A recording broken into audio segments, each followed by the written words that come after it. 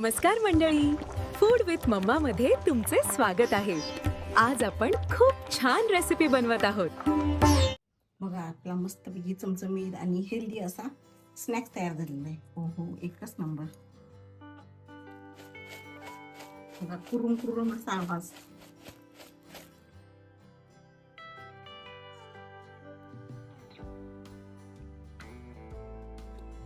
नमस्कार सर्वांना, माझ्या युट्यूब चॅनलमध्ये आपलं सर्वांचं खूप स्वागत आहे.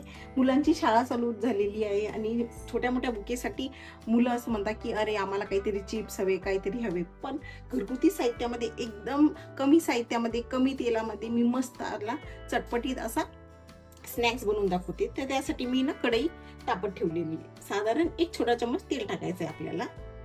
तेल चांगलं गरम होऊ द्यायचंय. तेल चांगलं गरम झालं की त्यामध्ये हे जरा खोबऱ्याचे पातळसर काप टाकायचे आणि जरासं लाल करून घ्यायचे आपल्याला याला, म्हणजे याची खमंग अशी चव येते. एकदम हेल्दी आहे हा स्नॅक्स. जरा मिनिटभर परतायचे. मस्तपैकी असा गोल्डन कलर आल्यावर हे काढून घ्यायचे आपल्याला. खमंग तळल्याने मस्त एकदम रुचकर होत आहे. तुम्ही बघू शकता जरा कलर चेंज होतोय. बघा आता जरा कलर गोल्डन झालेला आहे, लालसर दिसतंय. आता या स्टेजला हे खोबरं आपण काढून घेऊया छान. आता मी खोबरं पण काढून घेते यामध्ये. बघा या पद्धतीने असं लालसर करून घ्यायचे. आता त्या सेम तेलामध्ये मी इथे काजू आणि बदाम छान जरा लालसर होईपर्यंत परतून घ्यायचे. आणि यासाठी गॅसची फ्लेम ही लोच ठेवायची आहे. जरा तांबूस कलर येईपर्यंत याला असं छान फ्राय करून घ्यायचं. बघा जरा कलर बदलते, तुम्ही बघू शकता काजूचा त्याच्यावर असे डाग येत आहे जरा. आता या स्टेजला हे काजू आपण काढून घेऊया. काजू जरा लालसर झाले तेही काढून घेते मी. तर यामध्ये मी शेंगदाणे जरा तळून घेणार आहे.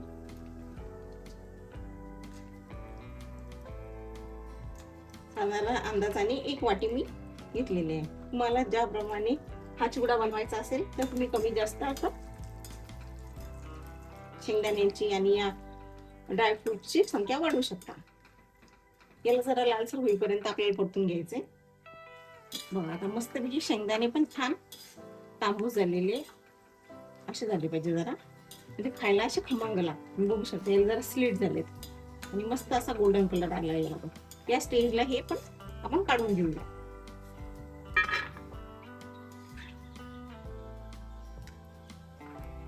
आता शेंगदाणे तळून झाल्यानंतर हे डाळे डाळीच्या डाळ्या तेही छान तळून घेणार आहोत आपण. यालाही मस्तपैकी छान असं तांबूस होईपर्यंत आपल्याला परतायचं. जरा कलर बदलला की लगेच काढून घेऊया. आणि ही सर्व जी प्रोसेस आहे ना तळण्याची, ही लो गॅसवर करायची आहे. तुम्ही जर एकदम हाय केलं ना तर ह्या ज्या वस्तू आपण टाकलेल्या आहेत तेलामध्ये ह्या सर्व करपण्याची शक्यता दाट असते. त्यामुळे एकदम लो फ्लेम ठेवायची आणि कंटिन्युअस असं स्टर करायचं. त्यामुळे हे जिन्नस जळणार नाही.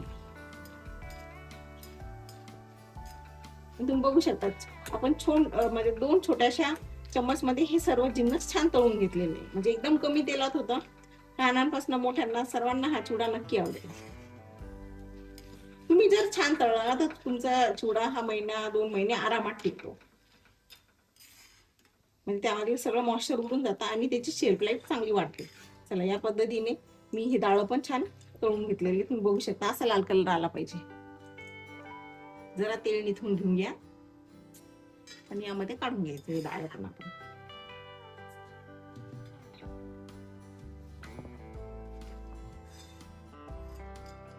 बघू शकता डाळ या पद्धतीने आपण चांगलं गोल्डन होईपर्यंत फ्राय केलेलं आहे. आता यामध्ये मी काळे मनुके टाकून घेते. हे पण मस्तपैकी असे जरा लालसर होईपर्यंत परतायचे. जरा इथे साईज जरा फुटते. याला काय अर्धा मिनिट वगैरे परतायचे, जास्त परतायचं नाही याला. म्हणजे हा एकंदरीत आपण एकदम हेल्दी असा चिवडा बनवत आहोत. काही लहान मुलं ड्रायफ्रुट्स खात नसेल तर या पद्धतीने असा चिवडा वगैरे बनवून दिला की लहान मुलाच्या पोटात असे ड्रायफ्रुट्स जातात. बघा जरा मिनिटभर पडले आणि याची साईज जरा डबल होतीये. तर या स्टेजला आपण हे काढून घेऊया. तर आपली बेदाणी छान काळे मनुके मस्त असे फ्राय झालेली ही आपण काढून घेऊया आता. बघा अजूनही कढईमध्ये तेल शिल्लक आहे. आता यामध्ये मी हे सुका कढीपत्ता टाकून घेतलीये. तुमच्याकडे जर फ्रेश असेल तर तुम्ही तोही वापरू शकता.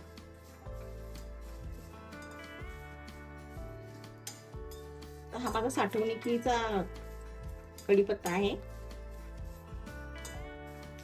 या पद्धतीने जरा खरपूस होईपर्यंत याला आपण परतून घेऊया. मस्त छान कुरकुरीत लागतो. साधारण मिनिट भर याला परतून घ्यायचं. बघा याचा पण कलर जरा लालसर होते. आता या स्टेजला आपण याला काढून घेऊया. आपली ही सर्व जिन्नस आता मस्त तळून झालेली आहेत. आता एक सेम कढईमध्ये साधारण मी 3 मोठे चम्मच तेल टाकलेले आहे. तेल चांगलं बऱ्यापैकी गरम होऊ द्यायचे आणि यामध्ये आपण थोडे थोडे करून पोहे घालणार आहोत. तेल बऱ्यापैकी गरम असेल ना तर तुमचे पोहे तेल पिणार नाही.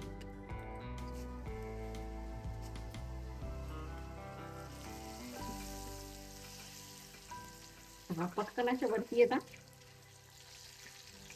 या पद्धतीने.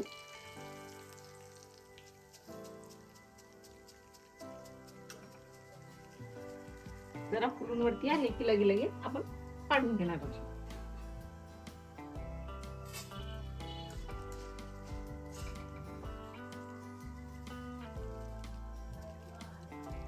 जर तेल निथळून घ्यायचंय. या पद्धतीने मी सर्व पोहे आता तळून घेते.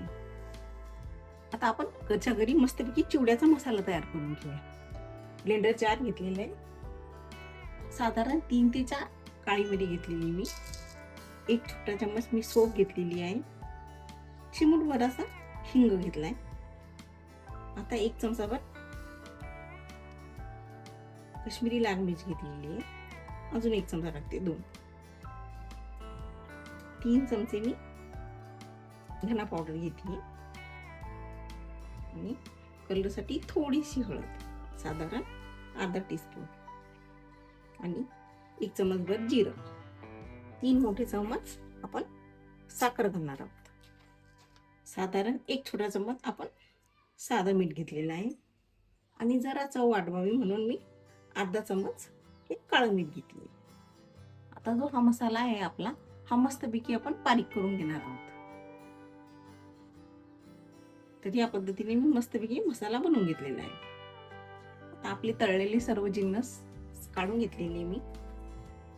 आता यामध्ये मी पोहे घालून घेतले जे तळलेले आहेत.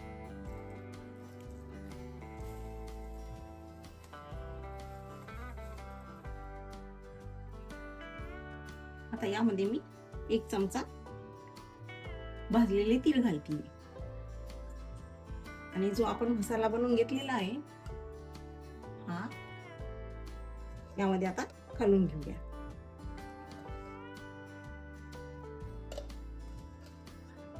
थोडा थोडा करून घालायचा आणि मिक्स करायचं.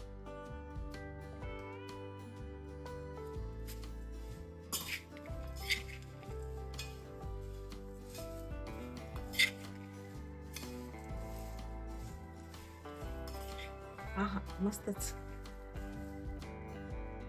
आता पुन्हा मी थोडा मसाला घालून घेते. हा मसाला थोडा थोडा करून घाला म्हणजे सर्वीकडे मला मिक्स करण्यात सोपं जाईल. आणि असं या पद्धतीने मिक्स करा. एकदमच असं नका करू, त्यामुळे हा जो पोहा आहे फुटण्याची शक्यता असते. या पद्धतीने छान मिक्स करून घ्यायचं आहे.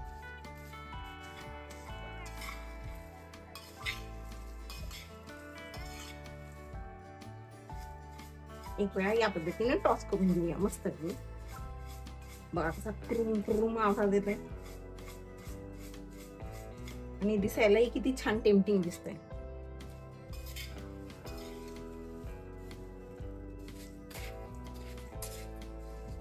आपला चिवडा एकदम मस्त रेडी आहे. मस्तपैकी एअरटाईट कंटेनर मध्ये मी हा भरून घेतली. बघा टाकतानाही मस्त असा कुर्र आवाज येतोय. एवढा टेस्टी असा स्नॅक्स आपला रेडी आहे. लहानांपासून मोठ्यांना नक्की आवडेल हा. आणि खायलाही एकदम मजेदार. म्हणजे आता तुमचा लहान मुलांना मी स्नॅक्समध्ये काय देऊ याचा प्रश्न मिटला. बघा आपला मस्तपैकी चमचमीत आणि हेल्दी असा स्नॅक्स तयार झालेला आहे. हो हो, एकच नंबर. बघू शकता, आवाजही बघा एकदम कुरकुरीत झालेला आहे. तर असा चिवडा तुम्ही नक्की ट्राय करा आणि लहान मुलांना नक्की त्याच्या टिफिनमध्ये द्या. अशा छान छान रेसिपी बघण्यासाठी माझ्या चॅनलला नक्की सबस्क्राईब करा. थँक्यू. बघताय काय, नक्की करून बघा.